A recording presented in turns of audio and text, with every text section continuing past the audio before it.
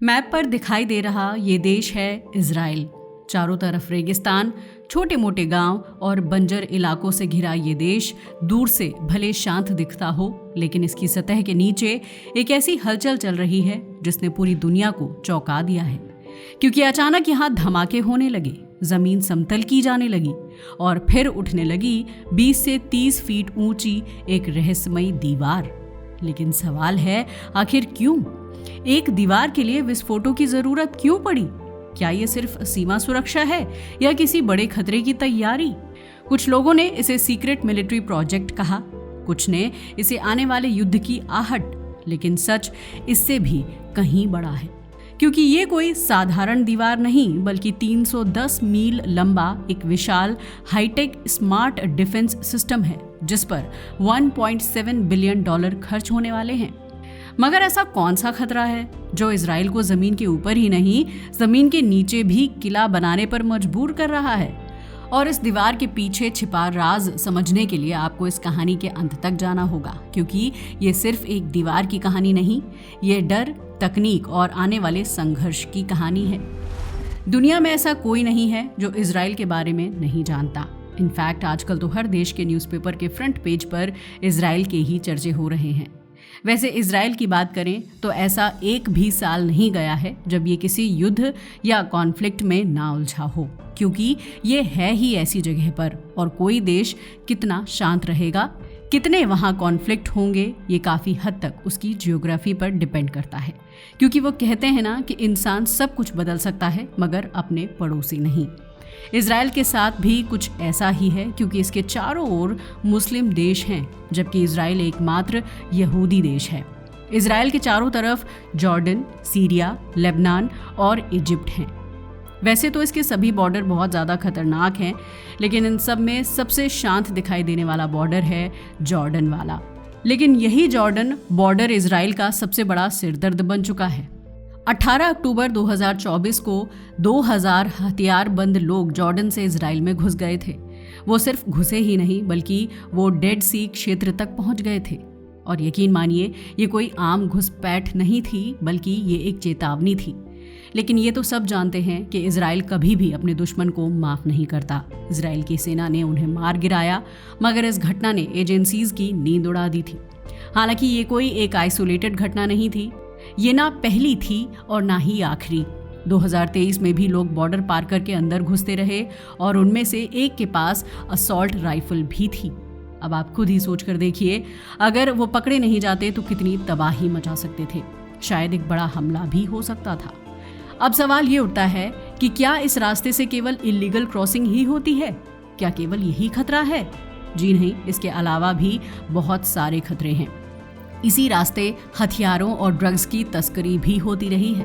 उदाहरण के लिए 2024 में एक गाड़ी पकड़ी गई और उसके अंदर भारी मात्रा में हथियार बरामद हुए, जिनमें 61 पिस्तौल और लगभग 74 किलोग्राम गोला बारूद हथियार सामग्री शामिल थी। सोचिए, अगर ये खेप अपने ठिकाने तक पहुंच जाती तो कितना बड़ा खतरा पैदा हो सकता था। इसके अलावा 2025 में कई गाड़ियां पकड़ी गईं, जिनमें 34 पिस्तौल, 2 AK-47, 2 MK6 और 2 M16 थे। सब कुछ छुपा कर लाया जा रहा था। इसका मतलब ये था कि ये कोई एक घटना नहीं थी, बल्कि एक ऑर्गेनाइज्ड नेटवर्क है। ड्रग्स भी आ रहे हैं। एक केस में 330 पाउंड ड्रग्स बॉर्डर के पास मिले थे, और ये एक बार नहीं, बार बार हो रहा है। अब सवाल सीधा है, अगर सब कुछ जॉर्डन से आ रहा है तो फिर उसे रोका क्यों नहीं जाता?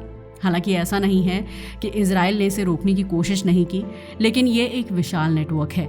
इसके तार सीरिया से जुड़े हैं, जहां से ड्रग्स की तस्करी होती है, जबकि ईरान से हथियार और समर्थन मिलने की बात कही जाती है। अब आपके मन में सवाल उठ रहा होगा कि आखिर ये नेटवर्क काम कैसे करता है? दरअसल ये नेटवर्क प्रॉक्सी ग्रुप्स का यूज करता है। ये ग्रुप्स सीरिया और लेबनान में एक्टिव हैं। सीरिया और लेबनान के बाद सामान को जॉर्डन के जरिए इजराइल तक पहुंचाया जाता है, ताकि वहां नुकसान पहुंचाया जा सके। अब आपको समझ में आ गया होगा कि इजराइल को अपने इस ईस्टर्न बॉर्डर को सिक्योर करना क्यों ज़रूरी हो गया है। इन्हीं सभी खतरों को देखते हुए इजराइल एक नई दीवार बना रहा है। इस बैरियर की लंबाई लगभग 310 मील यानी करीब 500 किलोमीटर होने वाली है और इस पर $1.7 बिलियन का खर्च आएगा। अगर इसके स्ट्रक्चर की बात करें तो हाई रिस्क एरिया में 20 से 30 फीट ऊंची कंक्रीट वॉल बनाई जाएगी। बाकी जगहों पर स्टील फेंस और एडवांस्ड टेक्नोलॉजी का यूज किया जाएगा। अब प्रॉब्लम ये भी है कि इतनी लंबी दीवार की हर समय निगरानी करना आसान नहीं, लेकिन यही वजह है कि ये कोई साधारण दीवार नहीं बल्कि एक स्मार्ट बैरियर बनाया जा रहा है। इसके भीतर फाइबर ऑप्टिक केबल और वाइब्रेशन सेंसर लगाए गए हैं। ये सेंसर ज़मीन के आसपास होने वाली हलचल को पहचान सकते हैं, चाहे वो हवा से पैदा हुई कंपन हो, किसी जानवर की गतिविधि या इंसानी मूवमेंट। लेकिन अगर कोई हैमर या ड्रिल का यूज़ करता है तो ये सेंसर तुरंत अलर्ट हो जाते हैं, यानी किसी भी संदिग्ध गतिविधि को नज़रअंदाज करना यहाँ लगभग नामुमकिन है। इजराइल की बात करें तो यहाँ की डिफेंस इंडस्ट्रीज़ के एडवांस्ड रडार सिस्टम कई किलोमीटर दूर तक की मूवमेंट को डिटेक्ट कर लेते हैं। ये व्हीकल्स, ग्रुप्स, ड्रोन सबको ट्रैक कर सकते हैं। इसके अलावा एंटी ड्रोन सिस्टम भी लगाया गया है। अगर कोई ड्रोन के जरिए स्मगलिंग करने की कोशिश करता है तो ये सिस्टम उसे तुरंत डिटेक्ट करके इंटरसेप्ट कर देता है। यानी अब सिर्फ ज़मीन ही नहीं, आसमान भी पूरी तरह निगरानी में है। मगर सवाल ये उठता है कि आखिर ये रिस्पॉन्स कब करता है, और जब ये डिटेक्ट कर लेती है तो डिटेक्शन के बाद क्या होता है। असल में डिटेक्शन के बाद तुरंत रैपिड रिस्पॉन्स टीम एक्टिव हो जाती है। इस टीम में आर्म्ड व्हीकल्स और स्टैंड बाय यूनिट्स होती हैं जो बिना समय गंवाए एक्शन ले लेती हैं। जैसे ही सेंसर ट्रिगर होते हैं, टीम को तुरंत डिस्पैच कर दिया जाता है। ये पूरा सिस्टम रियल टाइम डेटा पर काम करता है, यानी कि फास्ट डिसीजन और जीरो डिले रिस्पॉन्स। यही इसकी सबसे बड़ी ताकत है। लेकिन अब सवाल ये भी है कि अगर कोई ऊपर से नहीं मगर नीचे से आने की कोशिश करे तो इसके लिए भी पूरी तैयारी की गई है। अंडरग्राउंड टनल्स को रोकने के लिए खास टेक्नोलॉजी का यूज किया जा रहा है। दरअसल इसका एक्सपीरियंस इजराइल ने गाजा से लिया है। गाजा पट्टी के अंदर कई मील लंबी टनल्स बनाई गई थीं, जिनमें वेंटिलेशन सिस्टम से लेकर वेपन ट्रांसपोर्ट तक सब कुछ होता था। इसी के जवाब में इजराइल ने DAS टेक्नोलॉजी यानी डिस्ट्रीब्यूटेड एकॉस्टिक सेंसिंग सिस्टम विकसित किया है।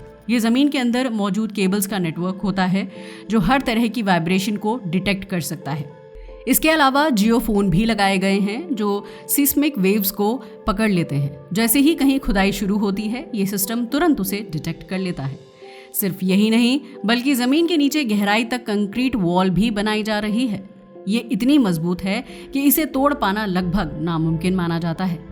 व्यावहारिक रूप से ये एक इम्पेनिट्रेबल लेयर यानी अभेद्य सुरक्षा परत बन जाती है। अब आता है सबसे डेंजरस हिस्सा, और वो है जमीन के नीचे छिपी हुई माइंस का। असल में ये कहानी 1967 की है, जब 6 डे वॉर हुआ था। उस समय इजराइल को लाखों माइंस बिछानी पड़ी थी। अनुमान लगाया जाता है कि करीब 3 लाख माइंस उस समय लगाई गई थी। लेकिन समय के साथ बाढ़, मिट्टी के खिसकने और प्राकृतिक बदलावों की वजह से ये माइंस अपनी जगह बदल चुकी हैं। कुछ डैमेज हो चुकी हैं तो कुछ अभी भी एक्टिव हैं। यानी अब ये इलाका अनप्रेडिक्टेबल बन चुका है। यहाँ काम करना एक्सट्रीमली डेंजरस है। कंस्ट्रक्शन शुरू करने से पहले इन माइंस को हटाना जरूरी होता है। इसके लिए हजारों माइंस हटाई गई हैं। हाल ही में लगभग 500 एंटी टैंक माइंस को डिस्ट्रॉय किया गया है, लेकिन अभी भी बहुत काम बाकी है। अब सवाल ये उठता है कि इजराइल के बाकी बॉर्डर्स का क्या हाल है। अगर उत्तर की बात करें तो वहाँ लेबनान और सीरिया हैं। ये तो आप जानते ही हो, लेबनान के साथ लगातार तनाव बना रहता है। ये इलाका हमेशा सेंसिटिव रहता है और यहाँ पर पहले से ही भारी सुरक्षा है। दक्षिण की बात करें तो वहाँ इजिप्ट है। इजराइल और इजिप्ट के बीच पहले से ही बैरियर बना हुआ है। यहाँ पर सेंसर, पेट्रोलिंग और ड्रोन इंटरैक्शन लगातार चलते रहते हैं।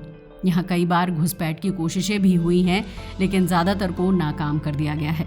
इजराइल ने यहाँ ऑपरेशन चलाकर टनल्स को भी नष्ट किया है और स्मगलिंग नेटवर्क को काफ़ी हद तक खत्म कर दिया है। अब अगर पूरी तस्वीर को देखें तो ये साफ हो जाता है कि उत्तर और दक्षिण दोनों तरफ सुरक्षा काफ़ी मजबूत है, लेकिन पूर्वी दिशा यानी जॉर्डन बॉर्डर अभी भी रिलेटिवली वल्नरेबल है। यही वजह है कि इजराइल यहाँ इतनी बड़ी दीवार बना रहा है। अब आप समझ गए होंगे कि ये सिर्फ एक दीवार नहीं है, बल्कि एक मल्टी लेयर डिफेंस सिस्टम है जिसमें टेक्नोलॉजी, स्ट्रेटजी और हिस्ट्री तीनों का कॉम्बिनेशन है। मगर सबसे बड़ा सवाल अभी भी बाकी है, क्या ये दीवार बनने के बाद 100% सुरक्षा दे पाएगी? क्या इससे हर तरह का खतरा पूरी तरह खत्म हो जाएगा? इसका जवाब सीधा नहीं है, और सच कहें तो शायद नहीं, क्योंकि कोई भी डिफेंस सिस्टम पूरी तरह अजेय नहीं होता। समय के साथ नई चुनौतियां सामने आती हैं और हमले के नए तरीके भी विकसित होते रहते हैं। लेकिन एक बात तो साफ है, इजराइल ने दुनिया को एक क्लियर मैसेज दे दिया है, अब ये रास्ता आसान नहीं रहेगा। जो भी इस बॉर्डर को पार करने की कोशिश करेगा उसे सिर्फ दीवार नहीं बल्कि एक पूरी टेक्नोलॉजिकल आर्मी का सामना करना पड़ेगा। तो ये थी कहानी इजराइल की 310 मील लंबी दीवार की। वैसे आपका इसके बारे में क्या ख्याल है? क्या आपको लगता है कि ये सिस्टम भविष्य में पूरी तरह सफल होगा? अपनी राय में हमें कमेंट करके ज़रूर बताइएगा। आज के लिए बस इतना ही। वीडियो अच्छा लगा हो तो इसे लाइक और शेयर करें, साथ ही हमारे चैनल को भी सब्सक्राइब करें। जय हिंद दोस्तों।